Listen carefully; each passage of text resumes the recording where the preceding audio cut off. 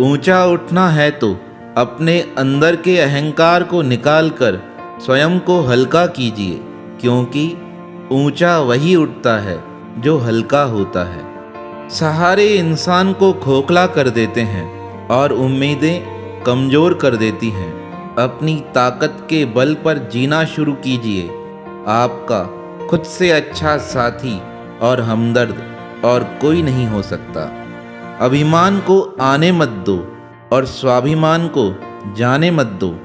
अभिमान तुम्हें उठने नहीं देगा और स्वाभिमान कभी झुकने नहीं देगा। सुंदरता आपकी दृष्टिकोण में होती है। किसी को कीचड़ में खिला कमल भी लुभाता है और किसी को चांद में भी दाग नजर आते हैं। स्वयं पर विजय प्राप्त करना लाखों दुश्मनों पर विजय प्राप्त करने से बेहतर है। किसी को खुश देखकर यदि आप खुश होते हो तो यकीनन आप प्रभु को प्रिय हो। ऐसे खूबसूरत इंसान आप भी बन जाओ। इस संसार में कोई मनुष्य स्वभावतः किसी के लिए उदार, प्रिय या दुष्ट नहीं होता।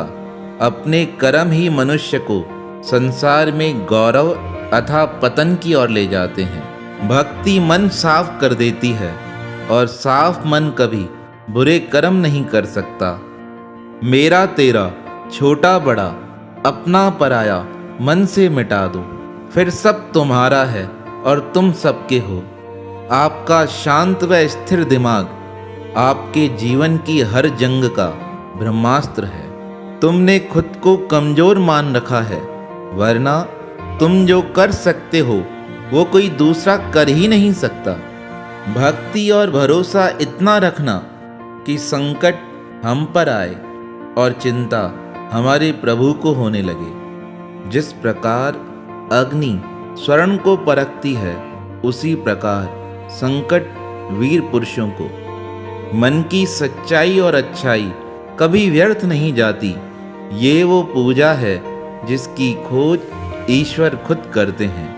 वृक्ष कभी इस बात पर दुखी नहीं होता कि उसने कितने पुष्प खो दिए।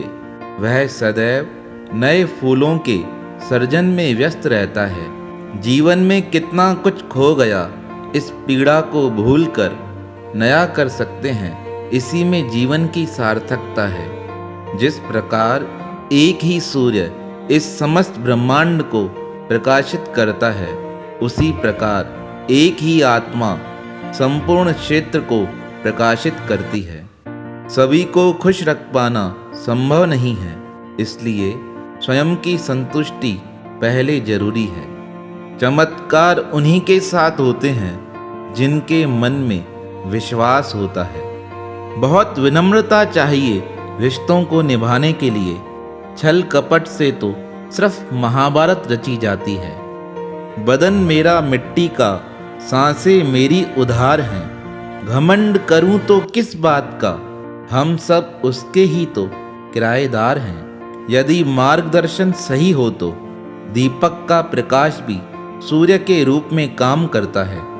क्यों चिंता करते हो यदि लोग तुम्हें नहीं समझते?